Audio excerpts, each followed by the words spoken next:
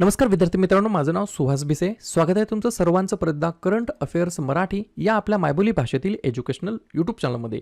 विद्यार्थी मित्रांनो, आज आहे जुलै महिन्यातील दुसरा दिवस 2 जुलै 2026.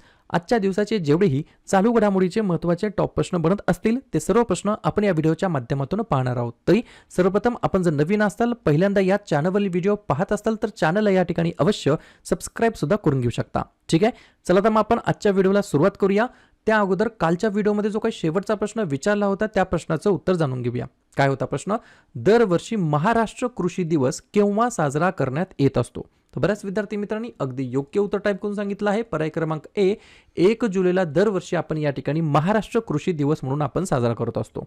याच दिवशी अन्य भरपूर दिवस आपण साजरा करतो, जसं की राष्ट्रीय डॉक्टर दिवस, राष्ट्रीय टपाल कामगार दिवस, सीए दिवस, जीएसटी दिवस, वसंतराव नाईक जयंती, महाराष्ट्र कृषी दिवस आणि एसबीआय स्थापना दिवस. हे सर्व दिवस आपण 1 जुलैला साजरा करत असतो. क्लिअर? आता पाहूया विद्यार्थी मित्रांनो प्रश्न क्रमांक पहिला. टोटल संपूर्ण व्हिडिओमध्ये 12 प्रश्न असतील. सुरुवातीपासून शेवटपर्यंत व्हिडिओ प्रामाणिकपणे पाहण्याचा प्रयत्न करा. एक एक प्रश्न महत्त्वाचा आहे, तुम्ही कोणत्याही परीक्षेची तयारी करा. प्रश्न क्रमांक पहिला काय आहे? सुमन रोडमॅप 2030चे उद्दिष्ट कोणत्या वर्षापर्यंत माता मृत्यू दर MMR ज्याला म्हणता येईल 1 लाख जिवंत जन्मामागे 70 पेक्षा कमी करणे हा याच्या मागचा मेन पर्पज आहे. तर उद्दिष्ट कधीपर्यंत आहे? तर पर्याय क्रमांक डी 2030 पर्यंत ही गोष्ट मला लक्षात ठेवायची आहे. याच्यामध्ये MMR याचा फुल फॉर्म काय? मॅटर्नल मॉर्टॅलिटी रेशो ज्याला म्हणता येईल मराठीमध्ये सोप्या भाषेमध्ये मातृमृत्यू दर. बरोबर? हा किती करायचा एम ठेवला आहे? तर प्रति 1 लाख जिवंत जन्मांमागे 70 पेक्षा देखील कमी करणे ही खूप चांगली गोष्ट आहे. अजून कमी झालं पाहिजे एवढं या ठिकाणी उद्दिष्ट ठेवलं आहे. सोबत याच प्रश्नासोबत काय लक्षात ठेवायचं आहे? तर केंद्रीय आरोग्य मंत्री कोण आहेत? तर जी प्रकाश नड्डा असं त्यांचं नाव आहे. केंद्रीय आरोग्य आणि कुटुंब कल्याण परिषदेची 16वी परिषद कोठे झाली? तर नवी दिल्लीमध्ये. आणि या ठिकाणी या सुमन रोडमॅपच्या अंतर्गत सर्वात जास्त फोकस किती राज्यांमध्ये करण्यात येणार आहे? तर 13 राज्यांतील 130 जिल्ह्यांमध्ये फोकस करण्यात येणार आहे. या गोष्टी तुम्हाला लक्षात ठेवायच्या आहेत. जसं सरकारचं हे सुमन रोडमॅपच्या अंतर्गत उद्दिष्ट आहे, तसंच बाकीच्या वेगवेगळ्या गोष्टींवरती देखील उद्दिष्ट असतात, एम असतात, ध्येय असतात. जसं की 2047 पर्यंत भारताला 30 ट्रिलियन अर्थव्यवस्थेचं या ठिकाणी गाठण्याचं लक्ष ठेवण्यात आलेलं आहे. 2030 पर्यंत WHO काळा आजार दूर करण्याचं लक्ष ठेवलं आहे. 2030 पर्यंत स्पेस डेम्ब्रिज फ्री मिशनचं लक्ष ठेवण्यात आलं आहे. 2035 पर्यंत स्पेस स्टेशन, भारताचे स्वतःचे स्पेस स्टेशन असं या ठिकाणी लक्ष ठेवण्यात आलं आहे. 2027 पर्यंत कुष्ठरोग झिरो ट्रान्समिशनचं टार्गेट ठेवण्यात आलं आहे. 2027 मध्ये कडधान्य उत्पादनामध्ये स्वयंपूर्णता गाठण्याचं लक्ष ठेवण्यात आलं आहे. 2050 पर्यंत कार्बन निगेटिव्ह विकसित देशांना प्रोत्साहन दिले जाणार आहे. या अंतर्गत 2030 पर्यंत ड्रोन हब भारत हे जागतिक ड्रोन केंद्र बनण्याचं लक्ष ठेवण्यात आलं आहे. 2030 पर्यंत कुपोषण मुक्त भारत करण्याचं या ठिकाणी नवीन लक्ष ठेवण्यात आलं आहे. आणि 2030 पर्यंत माता मृत्यू दर प्रति 1 लाख जिवंत जन्मामागे 70 पेक्षा कमी करणं एवढं या ठिकाणी काय ठेवण्यात आलं आहे? तर लक्ष ठेवण्यात आलं आहे, एम ठेवण्यात आलं आहे. या गोष्टी तुम्हाला लक्षात ठेवायच्या आहेत, एक्झाममध्ये फिरून विचारल्या जाऊ शकतात. पहा, अशा प्रकारची मी झेरॉक्स काढली आहे आपल्या 6 महिन्याच्या PDF ची. झेरॉक्स अशा प्रकारची दिसेल. जास्त त्याला स्पायरल वगैरे करत बसायची गरज नाही, नॉर्मल स्टेपल करून घ्या. याची तुम्हाला फक्त या ठिकाणी एकदा दोनदा 5दा 10दा रिव्हिजन मारायचं आहे. याच्यामध्ये एकूण 75 पेज आहेत.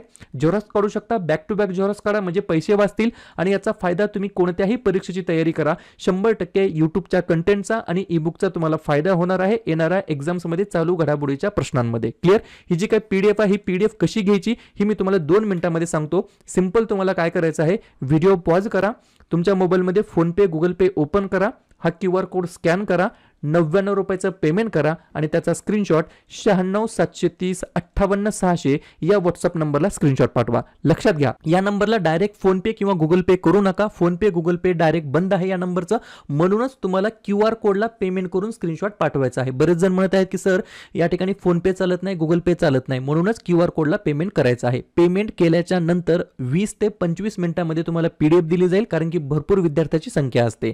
ठीक आहे, PDF घेऊन तुम्ही त्याची नक्की झेरॉक्स काढा आणि त्याच्यामध्ये हायलाइट करत चला. ठीक आहे. 2 नंबरचा प्रश्न लिहून घ्या. खालीलपैकी कोणी गिग आणि प्लॅटफॉर्म कामगारांसाठी आंतरराष्ट्रीय रोजगार मानके निश्चित करणारा पहिला जागतिक करार स्वीकारला आहे? बरोबर.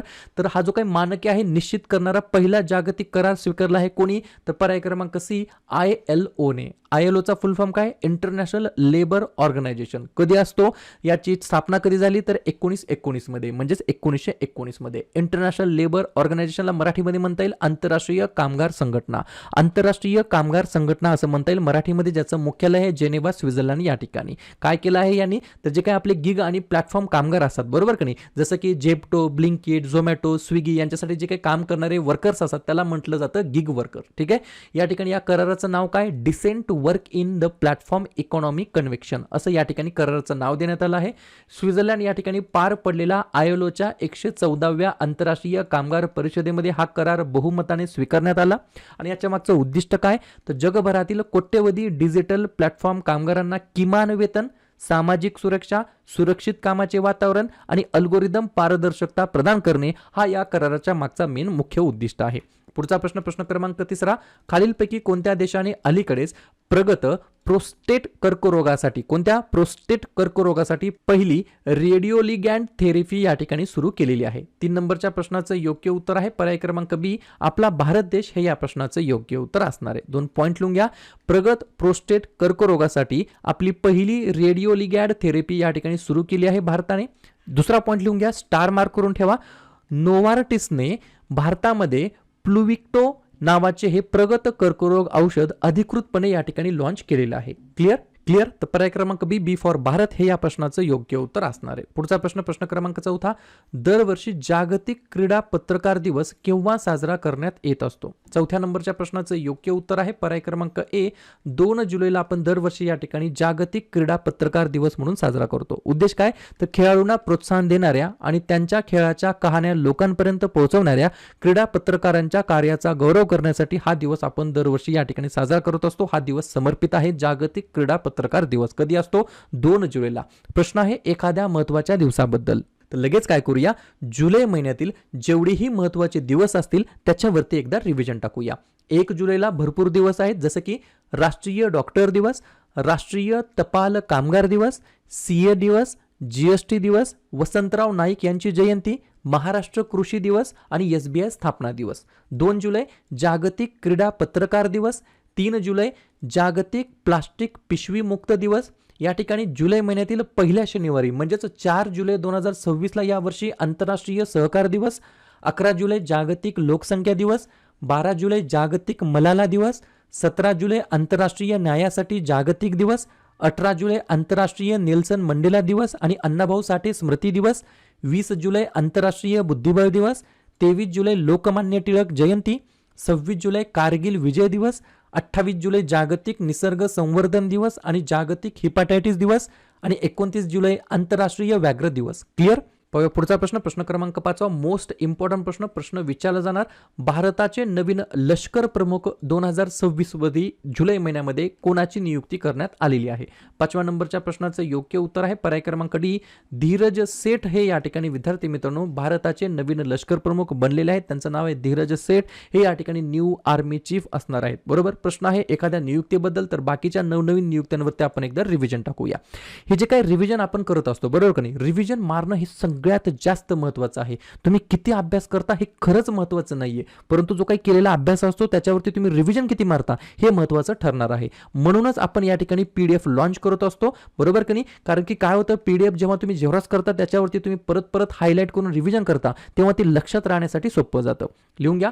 फिक्कीचे नवीन महासचिव अनंत स्वरूप, राज्यसभेचे उपसभापती हरिवंश नारायण सिंह, नॅस्कॉमचे अध्यक्ष श्रीकांत वेलमकन्नी, संरक्षण लेखा नियंत्रक Anugrah Narayan Das, badminton world federation परिषदेच्या अध्यक्षपदी PV सिंधू, भारताचे पुढील नवीन CDS बनलेत NS राजा सुब्रमणी, भारतीय नौदलाचे प्रमुख व्हाईस ॲडमिरल कृष्ण स्वामीनाथन, राष्ट्रीय सुरक्षा परिषद सचिवालयाचे लष्करी सल्लागार राजीव घाई, व्हॉट्सअपचे global CEO Kunal Shah, open AIचे भारताचे व्यवस्थापकीय संचालक प्रभजित सिंग, इंटेलिजन्स ब्युरोच्या संचालकपदी महेश दीक्षित आणि नवीन लष्कर प्रमुख बनले धीरज सेठ असं त्यांचं नाव आहे.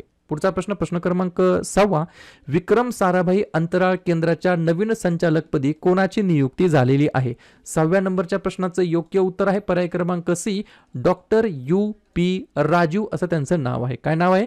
Doctor U.P. राजू असं त्यांचं नाव आहे. विक्रम साराभाई अंतराळ केंद्राच्या नवीन संचालकपदी त्यांची नियुक्ती झाली आहे. पॉइंट लिहून घ्या. विक्रम साराभाई अंतराळ केंद्र हे भारताच्या इस्रो संस्थेचे मोठे संशोधन केंद्र आहे. येथे अग्निबाण आणि अंतराळ यानाबद्दलचे संशोधन होत असतं. ही गोष्ट मला लक्षात ठेवायची आहे. ज्याची स्थापना 21 नोव्हेंबर 1963 झाली आहे. ही देखील गोष्ट महत्त्वाची आहे परीक्षेच्या दृष्टिकोनातून. तर विक्रम साराभाई अंतराळ केंद्राच्या नवीन संचालकपदी डिरेक्टरपदी डॉक्टर U.P. राजू यांची निवड झालेली आहे, नियुक्ती झालेली आहे. पुढचा प्रश्न, कोणत्या राज्याला भारताच्या पहिल्या ऑफ शोअर विमानतळाचा सविस्तर प्रकल्प अहवाल तयार करण्यासाठी मंजुरी मिळालेली आहे? 7व्या नंबरच्या प्रश्नाचं योग्य उत्तर आहे पर्याय क्रमांक बी, महाराष्ट्र हे या प्रश्नाचे योग्य उत्तर असणार आहे. तर महाराष्ट्र राज्याला भारताच्या पहिल्या ऑफ शोअर विमानतळाचा सविस्तर प्रकल्प अहवाल तयार करण्यासाठी मंजुरी मिळाली आहे. 2 पॉइंट लिहून घ्या.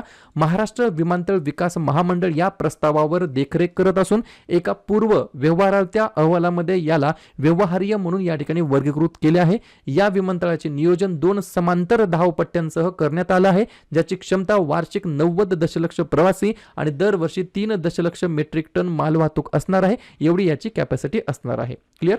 महाराष्ट्र आपल्या राज्याबद्दल सांगायचं म्हटलं तर 1 मे 1960 ला स्थापना झाली. मुख्यमंत्री आहेत देवेंद्र फडणवीस, राज्यपाल आहेत जिष्णुदेव वर्मा, राजधानी आहे मुंबई.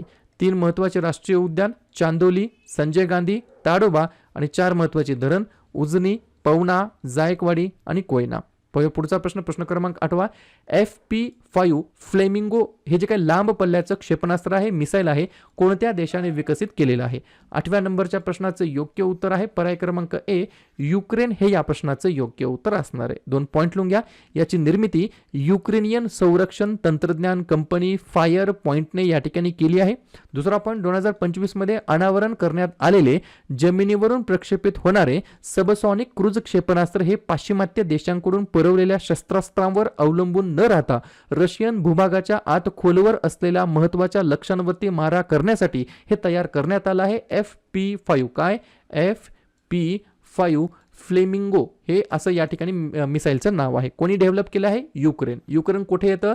तर युरोप खंडामध्ये येतं. या कॉन्टिनेंटमध्ये युक्रेन हा देश येतो. अध्यक्ष आहेत व्लादिमीर झेलेन्स्की, पंतप्रधान आहेत युलिया स्वेरिडेन्को, राजधानी आहे कीव, तर चलन वापरलं जातं युक्रेनियन रिन्विया. पुढचा प्रश्न, भारतीय रोईंगपटू हवालदार लक्ष्य आणि हवालदार उज्ज्वल कुमार सिंह यांनी वर्ल्ड रोईंग कपमध्ये भारतासाठी वहिले कोणते पदक जिंकून इतिहास रचलेला आहे? तर पर्याय क्रमांक सी, गोल्ड मेडल त्यांनी पटकावलेलं आहे, सुवर्ण पदक त्यांनी पटकावलेलं आहे. आंतरराष्ट्रीय स्तरावरील पदार्पणामध्ये त्यांनी भारतीय सैन्याच्या या जोडीने लाईटवेट पुरुष दुहेरी स्कल्स LM2X गटामध्ये अव्वल स्थान पटकावत सुवर्ण पदकाची या ठिकाणी कमाई केलेली आहे. पुढचा प्रश्न, नुकतेच जिओग्राफिकल इंडिकेशन टॅग मिळालेले सीताही कुटकी, नागदमन कुटकी आणि बैगनी अरहर कोणत्या राज्यातील प्रोडक्ट्सला आहेत, ज्यांना या ठिकाणी नुकतंच GI सर्टिफिकेशन मिळालेलं आहे? तर पर्याय क्रमांक सी, मध्य प्रदेश हे या प्रश्नाचं योग्य उत्तर असणार आहे. क्लिअर? आपल्याला लक्षात येत आहे या आठवड्यामध्ये भरपूर प्रोडक्ट्सला मध्य प्रदेशातील या ठिकाणी GI सर्टिफिकेशन मिळालेलं आहे. मध्य प्रदेश सांगायचं म्हटलं तर स्थापना झाली 1 नोव्हेंबर 1956. मुख्यमंत्री आहेत मोहन यादव, राज्यपाल आहेत मंगूबाई छगनभाई पटेल, राजधानी आहे भोपाळ. या ठिकाणी 8 महत्त्वाचे राष्ट्रीय उद्यान बंधवगड, कान्हा, पेंच, संजय, सातपुरा, पन्ना, वनविहार, कुनो आणि 4 महत्त्वाचे धरण गांधीसागर, बनसागर, बारगी आणि बारणा. पुढचा प्रश्न, प्रश्न क्रमांक 11. भारतातील कोणत्या शहरामध्ये अमेरिकेचे राष्ट्राध्यक्ष ट्रम्प यांच्या नावावरती एक रस्ता या ठिकाणी नामकरण करण्यात आलेला आहे? तर पर्याय क्रमांक बी, हैदराबाद शहरातील एका रस्त्याला या ठिकाणी डोनाल्ड ट्रम्प अव्हेन्यू असं या ठिकाणी ऑफिशियली नाव देण्यात आलेलं आहे. शेवटचा प्रश्न, खालीलपैकी कोणत्या चित्रपटाला मुंबई आंतरराष्ट्रीय चित्रपट महोत्सव 2026 मध्ये सुवर्ण शंख पुरस्काराने सन्मानित करण्यात आला आहे? गोल्डन कॉन्च या पुरस्काराने सन्मानित करण्यात आला आहे. तर पर्याय क्रमांक ए, सिल्वर या चित्रपटाला या ठिकाणी सन्मानित करण्यात आला आहे. क्लिअर? तर अशा प्रकारे विद्यार्थी मित्रांनो हे होते 12 प्रश्न. उपक्रम कंटेंट हा जो काही प्रयत्न आपण सुरू केला आहे मराठी भाषेमध्ये कसा वाटतो अवश्य कमेंट करत चला. आणि तुमच्यासाठीचा आजचा खास प्रश्न, दरवर्षी GST दिवस केव्हा साजरा करण्यात येत असतो? 31 जून, 31 जुलै, 1 जुलै की 2 जुलै. तर ज्या पण विद्यार्थ्यांनी या प्रश्नाचं योग्य उत्तर येत असेल त्या प्रश्नाचं उत्तर तुम्ही कमेंट बॉक्समध्ये देण्याचा प्रयत्न करा. प्रश्नाचं उत्तर चुकू द्या, बरोबर येऊ द्या, काहीच हरकत नाही. ट्राय करणं, प्रयत्न करणं हे सर्वात जास्त महत्त्वाचं आहे. आणि दुसऱ्या दिवशी येऊन आपण दिलेल्या प्रश्नाचं उत्तर हे बरोबर आले की चुकलं, दुसऱ्या दिवशी येऊन नेहमी चेक करणं, अभ्यासामध्ये कन्सिस्टन्सी मेंटेन ठेवणं हे सगळ्यात जास्त महत्त्वाचं ठरणार आहे.